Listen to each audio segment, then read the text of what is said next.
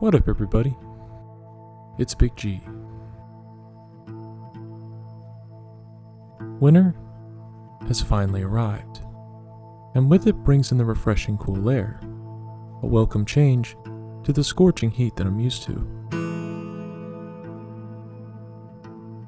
Although the weather might be a little chillier than usual, many wildlife and plants native to the area have had a long time to adapt to these seasonal changes. But for some animals living up north, the colder temperature marks the time for their yearly migration. Whether to find food, breed, or even a warmer shelter, a few species of animals have come here to spend their winter vacation. One creature in particular that I've been waiting months to see. Brought up from the north into warmer water, these animals are massive behemoths that dwarf every animal in the park, even me. Intimidating as that may sound, they are nothing to fear. These creatures are some of the gentlest souls on the planet.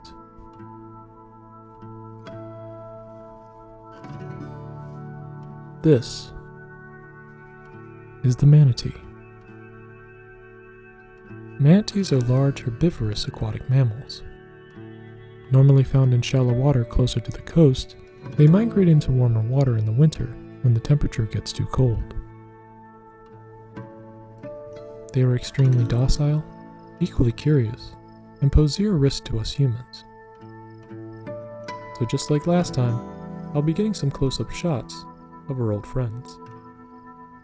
To film them, I'm going to be using the same method. The double H for when they're on the surface, and I have my GoPro on the bamboo stick for filming them underwater.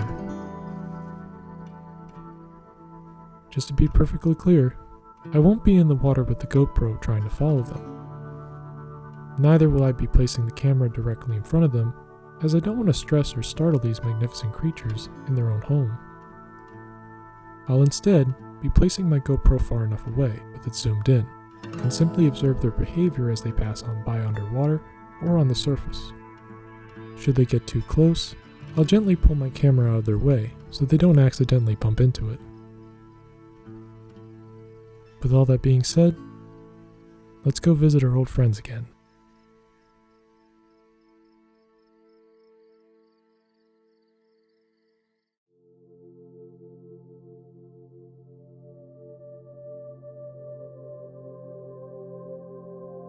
Their journey began on the north side. Like an underwater parade, they slowly drifted down towards the south end of the river, one by one. The meeting was mostly made of large adults, with a few individuals I've seen on the last visit, like this one, which I've nicknamed Sloth.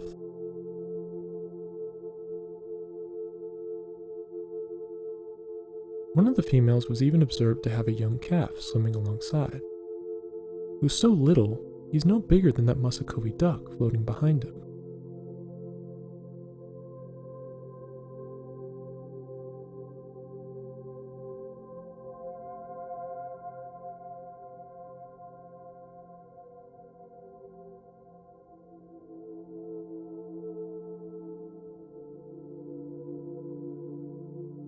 As the aggregation moved further into the mangroves, they began feeding on the leaves, bark, and algae in between the roots. While most of the manatees ate alone, these two decided to share the same tree together, which this common cownoll did not seem to like one bit.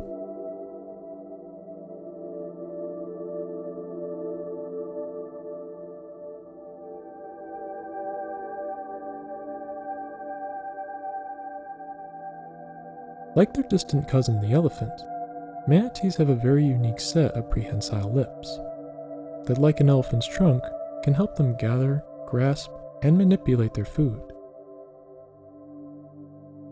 Take this lone manatee for example. This one was observed pulling this entire mangrove tree down again and again, all to simply strip the nutritional bark from the roots.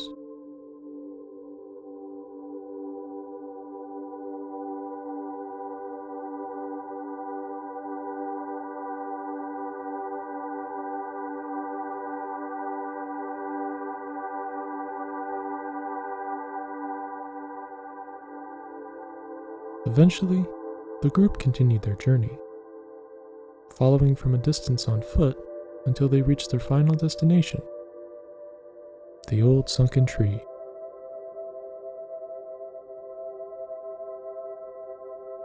Here, it is a sanctuary for manatees. The bridge provides an artificial barrier, allowing manatees and other animals to swim safely under, and prevents any boats too large to pass through. The water here stays at a constant temperature of 71 degrees all year round, not only here, but throughout most of the river system. Despite their blubbery-looking appearance, manatees do not possess any blubber at all. In fact, if the water gets colder than 68 degrees, they can actually suffer from cold stress, which is very similar to human hypothermia. So on the warmer winter days, the manatees will leave the area to find plants to eat, and then return to the tree in the evening to huddle together to stay warm. Even the underwater debris provides a great spot for the adult manatees to rest, while the inquisitive youngsters have a fun little playground for them to explore.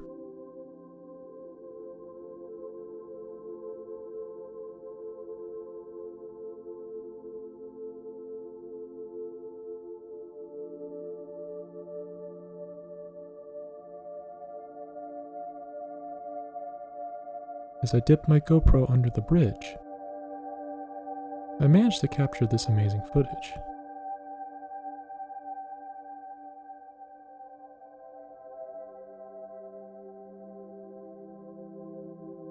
The manatees gracefully passed around the camera. Each time they passed, I could see in great detail each of the manatees' leathery hides, the vibrisses' hairs, and the many unique scars from their unfortunate run-ins with boats.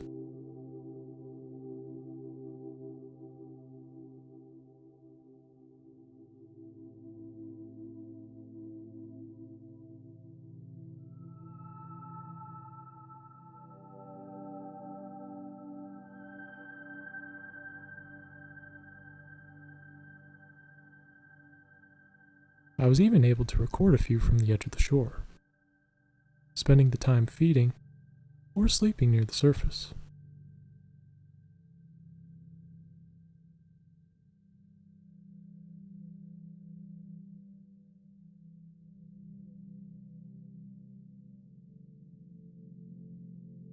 But all that pales in comparison to this final encounter.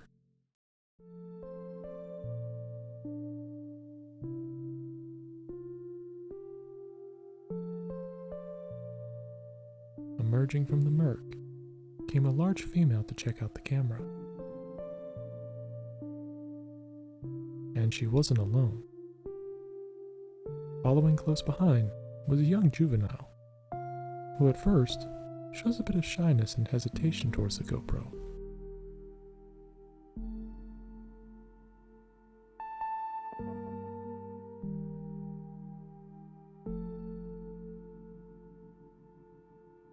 But it wasn't long till his confidence grew, getting closer and closer until I was left with his friendly family staring directly at the lens.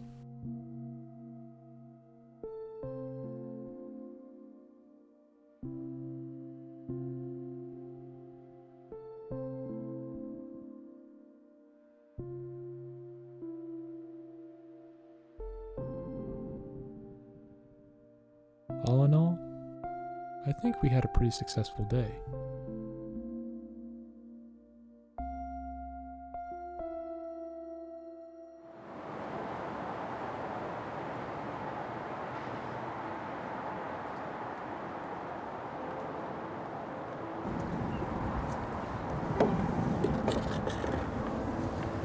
Wow, that was amazing.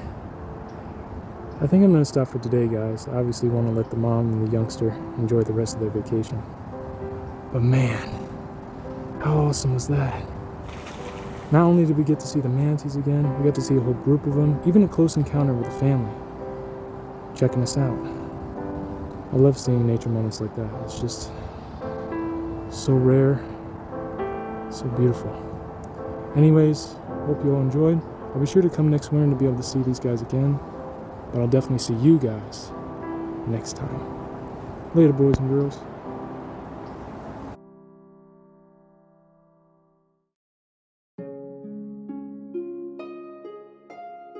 This group of manatees will stay in the park for the duration of the winter. They will have to conserve their energy for the time being, but it won't be long till the warm spring air sets in, and the manatees will be on the move again. If you're lucky enough to see one of these real-life mermaids, or even a whole group of them as I did, enjoy and observe from a respectable distance. Resist the urge to feed and or give fresh water to manatees. These animals can travel hundreds of miles just to find a warm refuge in the middle of nowhere. They're very much capable of finding these natural resources on their own. By following these rules, you can actually help save their life. It can prevent altercations to their behavior and helps discourage manatees from staying near places where humans are present, such as ports, docks, or even boat ramps, as boats are still the main cause of death for manatee fatalities. Remember, these creatures have an extremely gentle nature, so much so that they have a genuine fondness for us humans. But at the end of the day, they are still wild animals. Wild animals must stay wild for their own protection to survive in the wild. So it only makes sense to treat the manatees with the same amount of respect as they have towards us.